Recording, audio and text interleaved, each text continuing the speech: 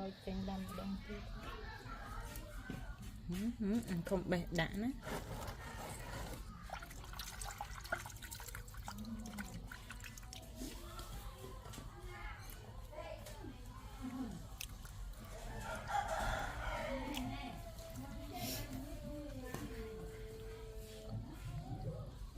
Bye bye.